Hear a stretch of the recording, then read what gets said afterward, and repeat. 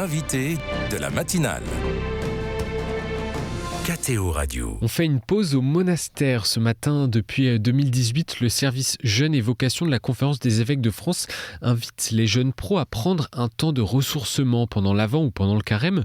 Une cinquantaine de monastères participent à cette initiative en ce mois de décembre, dont l'objectif est aussi de faire découvrir la vie religieuse. Notre invitée est moniale à Toulouse, sœur Marie-Joie. Bonjour.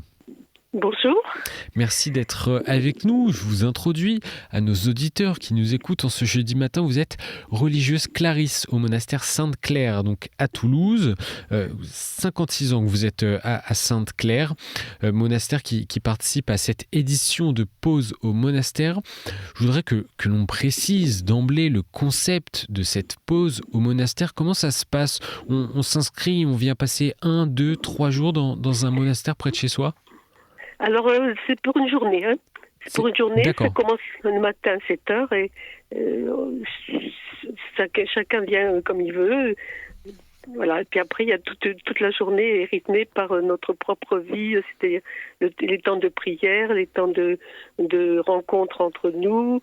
On passe une vidéo que nous avons, un DVD que nous avons fait nous-mêmes. Ça s'intitule « Une journée chez les Clarisses de Toulouse ». Et à qui s'adresse exactement cette pause au monastère ? Quel est le profil de celles et ceux qui participent ? Alors, ça s'adresse à des jeunes de 18 à 35 ans et des mouvements. Alors, on a eu surtout des scouts, des carvels. Qu'est-ce qui les attend ? Qu'est-ce qu'ils vont vivre durant cette pause ? Ça, c'est eux ce qu'ils vont vivre, c'est des temps de prière avec nous, la découverte de la vie monastique, des temps de silence, des temps de partage entre nous, soit avec une sœur. Ils vont rencontrer aussi toute la communauté, donc voir tout l'ensemble de la communauté pour ce qu'on appelle une récréation. C'est un temps de détente où chacune s'écoute, partage, rit. Les jeunes sœurs peuvent aussi danser. Enfin, c'est tout un temps de vraie détente et de connaissance en même temps, nous des jeunes et eux de nous. Quelle est la particularité, sœur Marie-Joie, de vivre cette pause dans un monastère avec des sœurs Clarisse ? Pour nous, c'est une approche et une connaissance des jeunes et le partage de notre vie de prière, de silence et de vie fraternelle aussi. Chez Sainte-Claire, la vie fraternelle est très importante. Par exemple, Sainte-Claire, quand elle parle, elle dit jamais « je », elle dit toujours « nous ». C'est toujours le nous communautaire qui est très important. Et il y a la force du pardon, si entre nous, la délicatesse fraternelle, savoir demander et savoir recevoir, tout un mystère de pauvreté. Et puis, effectivement, l'ordre de Sainte-Claire a voulu demander le privilège de pauvreté. Donc, c'est essentiellement centré sur la pauvreté et la joie et la fraternité. Il y a 3 thèmes qui sont très importants.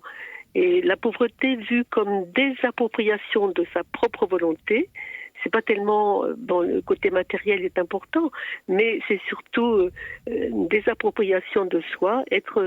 Notre temps ne nous appartient plus, il appartient à Dieu. Et c'est pour ça qu'il est rythmé par plusieurs temps de prière dans la journée, où on laisse tout, le travail qu'on est en train de faire, pour aller à la chapelle et prier. C'est un temps qui nous ramène sans relâche à la présence de Dieu. Combien de temps de prière dans la journée ?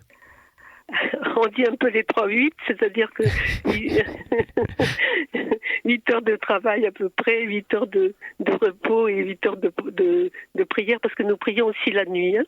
Alors, celles qui ne peuvent pas se lever la nuit, prient le matin de bonne heure ou le soir tard. C'est adapté aux âges et aux possibilités des sœurs, mais on prie aussi la nuit.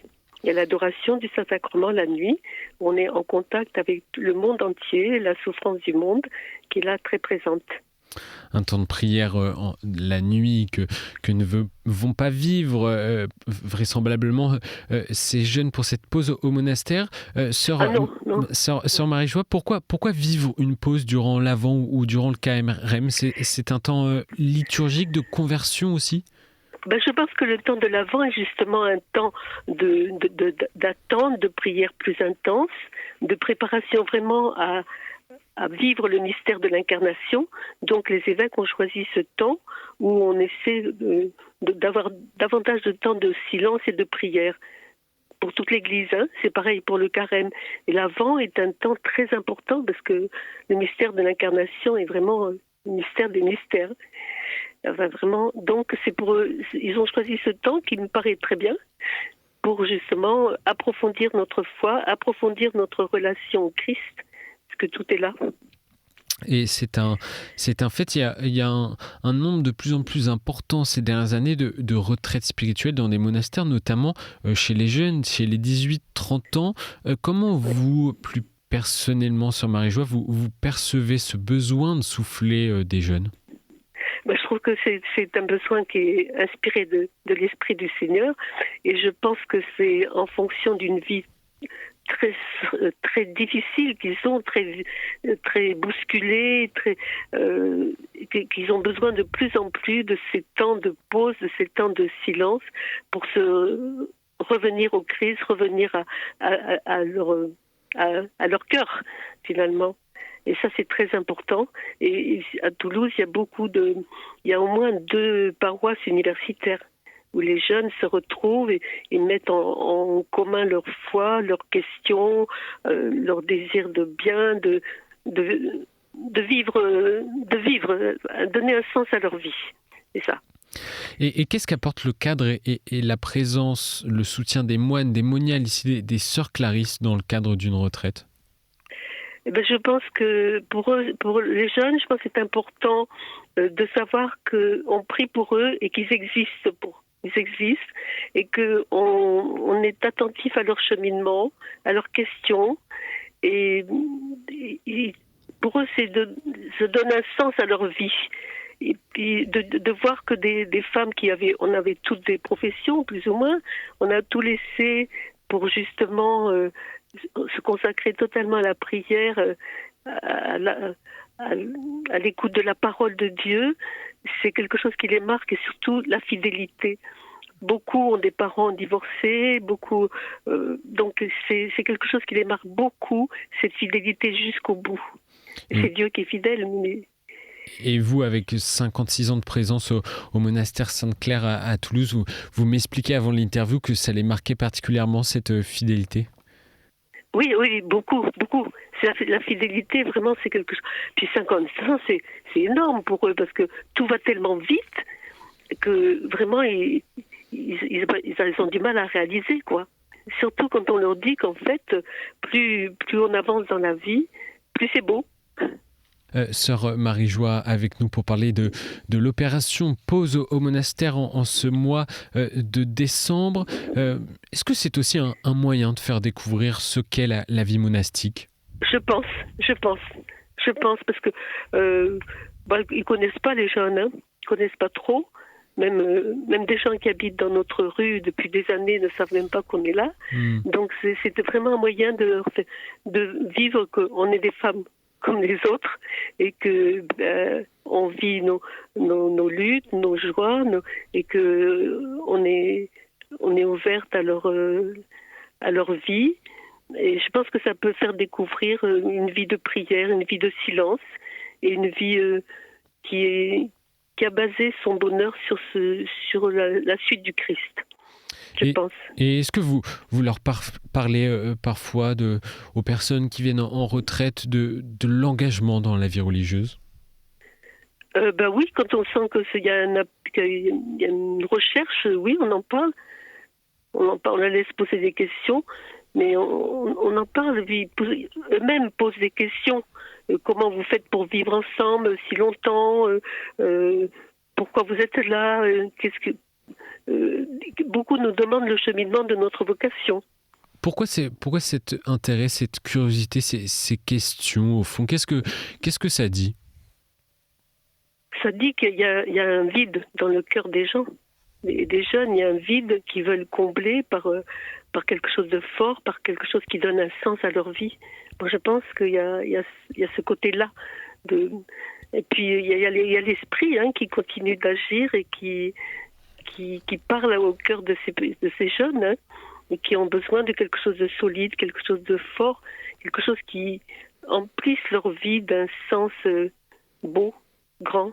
Donc c'est portes ouvertes tout ce mois de décembre dans une cinquantaine de monastères en France et en Belgique. Mais vous, vos portes, sœur Marie-Joie, elles restent ouvertes toute l'année ? Oui, oui. Et pas forcément que aux jeunes. Ah oui, bien sûr, on a beaucoup. Moi, vous me demandiez tout à l'heure ce que je faisais, je réponds au téléphone. Et vraiment, il y a beaucoup de demandes de prières, d'aide, de réconfort. Et c'est beaucoup. Donc, en ce moment, on a des heures limitées. C'est-à-dire que le matin, c'est de 9h à 11h, et l'après-midi, de 14h30 à 6h45, pour justement nous garder des temps de silence, de prière, ne pas se laisser envahir par... mais il y a beaucoup de demandes, beaucoup. On est entré dans l'Avent. Comment vous avez préparé ce temps à Sainte-Claire dans la tradition de l'Ordre des Clarisses ?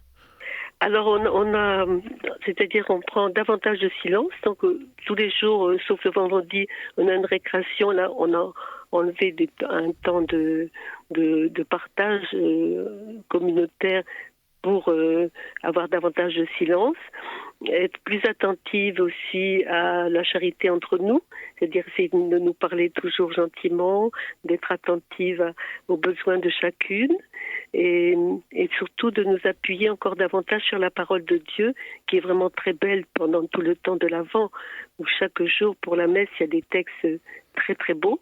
Donc on prend du temps pour méditer davantage la parole de Dieu.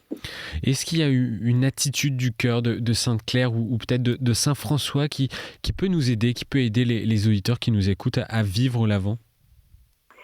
Ce qui peut nous aider, vous savez que c'est Saint-François qui a eu l'initiative de la première crèche. Donc, ce qui peut nous aider peut-être à vivre, et tous les auditeurs, le mystère de l'Avent, c'est approfondir le mystère de l'incarnation à partir de la parole de Saint Jean, le Verbe s'est fait chair. Et je pense que là, il y a une dimension très profonde et c'est quelque chose de merveilleux. Le Verbe s'est fait chair. Donc, je pense que le mystère de l'incarnation, c'est un mystère qui doit nous mobiliser pendant tout le temps de l'Avent.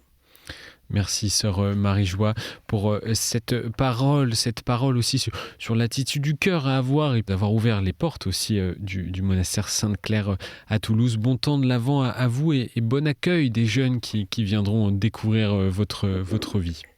Merci à vous.